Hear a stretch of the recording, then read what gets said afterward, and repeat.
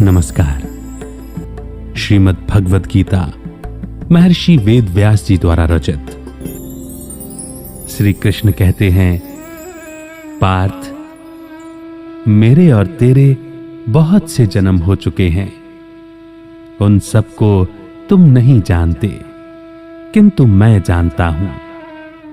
मैं अजन्मा और अविनाशी, सभी जीवों का परमात्मा होते हुए भी प्रकृति को अधीन करके अपनी योग माया से प्रकट होता हूं। हे भारत, जब जब धर्म की अति हानि होती है और अधर्म की अति वृद्धि होती है, तब मैं अवतरित होता हूं। साधु पुरुषों का उद्धार करने के लिए, पाप कर्म करने वालों का विनाश करने के लिए और एक सत्य धर्म की स्थापना करने के लिए मैं हर कल्प में प्रकट होता हूं। अर्जुन के मन में उठे इस सवाल का कारण यह है कि सीमित ज्ञान वाले अर्जुन को लगता है कि श्री कृष्ण एक साधारण आदमी है, न कि सर्वशक्तिमान और सर्वज्ञ परमात्मा। इस श्लोक में श्री कृष्ण अपने श्री कृष्ण रूप की नहीं, बल्कि अपने असीमित और परम तत्व की बात कर रहे हैं। भगवान उसी असीमता के भाव से कह रहे हैं कि मैं अजन्मा हूं। जन्म, मरण, आवागमन आत्मा और प्रकृति का हिस्सा होता है और मैं प्रकृति से बिल्कुल परे हूं। मेरा जन्म दिव्य और अलौकिक है, अर्थात मैं सांसारिक मनुष्यों की तरह जन्म नहीं लेता हूं। परमात्मा स्वभाव से शाश्वत और अविनाशी हैं, क्योंकि ज्ञान, शांति, प्रेम, आनंद और पवित्रता वो गुण हैं जिनसे उनका स्वभाव बना है।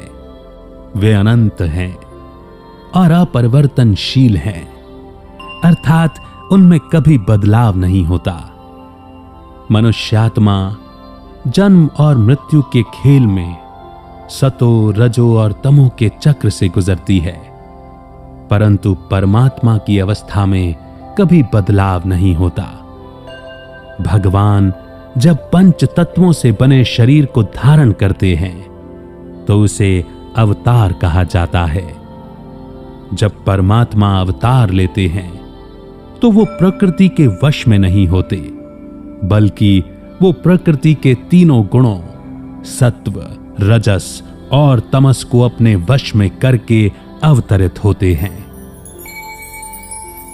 यहां योग माया का मतलब है अपने आत्म भाव में टिककर कि मैं शरीर नहीं, आत्मा हूं।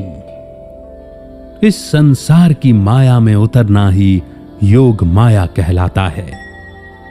भगवान संसार की माया में साकार रूप में प्रकट होते हैं। मनुष्य के शरीर में होते हुए भी वो जागृत अवस्था मतलब सोल कॉन्शियस रहते हैं। इसीलिए संसार की माया भगवान को बांध नहीं पाती। भगवान का शरीर में प्रवेश करना और शरीर छोड़ना स्वयं उन पर निर्भर करता है, लेकिन एक मनुष्य का जन्म और उसकी मृत्यु कर्म के नियम पर निर्भर करती है। यही अंतर है परमात्मा के अवतरित होने यानी उनके शरीर धारण करने में और एक आत्मा के मनुष्य शरीर को धारण करने में। माया की शक्ति अर्थात वासना, क्रोध, लोभ, मोह और अहंकार इस शरीर को धारण की हुई आत्मा को अपने असली स्वरूप को पहचानने से रोकती है। मनुष्य रूप में जन्म लेना किसी भी मनुष्य की इच्छा से नहीं होता या ये उसके वश में नहीं होता। अज्ञानता के कारण मनुष्य जैसे कर्म करता है और जैसी उसकी प्रकृति होती है, वो उसी अनुसार जन्म मरण के चक्रव्यूह में फंस जाता है। लेकिन परमात्मा प्रकृति को नियंत्रित करते हैं और स्वयं अपनी इच्छा से अवतार लेते हैं। वो अपने स्वभाव का उपयोग इस तरह से करते हैं जो उन्हें कर्म के बंधन से मुक्त रखता है, क्योंकि परमात्मा हर कर्म निष्काम भाव अर्थात निस्वार्थ भाव से करते हैं और उनमें फल पाने की कोई भी इच्छा नहीं होती। इसीलिए उनके कर्मों के फल नहीं बनते और वो कर्म करते हुए भी अकर्ता ही कहलाते हैं। यही कारण है कि उन्हें आम मनुष्यों की तरह उन कर्म फलों को भोगने के लिए बार बार जन्म नहीं लेना पड़ता है। परमात्मा अवतार भी किसी न किसी उद्देश्य से लेते हैं। अवतार का मतलब है अपने निराकार रूप से साकार रूप में सामने आना। जब दुनिया में धर्म का नाश होने लगता है, अधर्म का पलड़ा भारी होने लगता है, तब परमात्मा को इस लोक में आना पड़ता है ताकि इसे पतन से उठाकर उच्च स्थिति में स्थापित कर सके। अवतार का मकसद होता है एक नई दुनिया, एक नए धर्म की स्थापना करना। अवतार लेने के बाद अपने जीवन के माध्यम से परमात्मा मनुष्य को सिखाते हैं कि एक इंसान खुद को जीवन के उच्चतम स्तर तक कैसे बढ़ा सकता है। अर्थात परमात्मा परम पिता, परम शिक्षक और सद्गुरु बनकर मुक्ति और जीवन मुक्ति की राह दिखाते भी हैं और उस पर चलना सिखाते भी हैं और वरदानों के द्वारा उसे आसान भी बनाते हैं। इस श्लोक में धर्म का मतलब है सबके लिए भलाई का भाव। जहां औरों की भलाई का भाव नष्ट हो जाता है और केवल मैं, मेरा और स्वार्थ जग जाता है, वही अधर्म कहलाता है। दूसरे शब्दों में कहा जाए तो जब सत्व गुण खत्म होने लगे और तमस गुण बढ़ने लगे, तब पाप और अधर्म बढ़ता है। सत्व गुण अर्थात शांति, पवित्रता, आत्मज्ञान, आत्मिक सुख, आत्मिक आनंद, आत्मिक प्रेम और आध्यात्मिक शक्तियां, और तमस गुण अर्थात काम वासना, क्रोध, लोभ, मोह, अहंकार, ईर्ष्या, द्वेष, हिंसा, व्यसन, आलस्य आदि आसुरी गुण। जब मनुष्य अपनी आजादी का गलत इस्तेमाल करने लगता है तो भगवान चुप नहीं रहते, बल्कि खुद इसका भार अपने ऊपर ले लेते हैं। वे अपने अवतार के द्वारा चीजों को सही रास्ते पर लेकर आते हैं।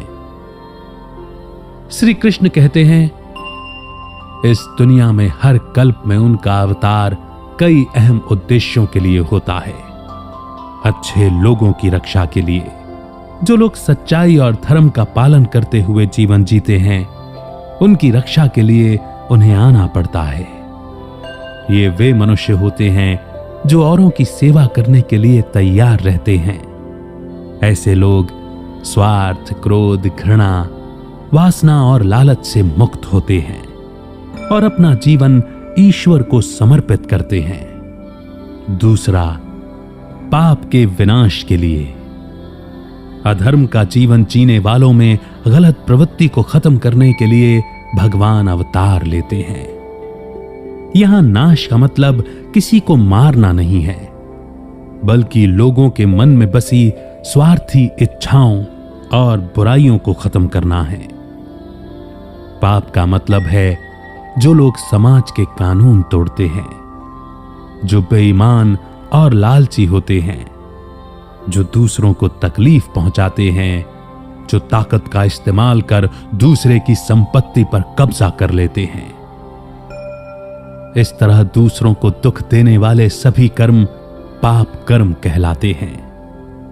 तीसरा, धर्म की स्थापना करने के लिए।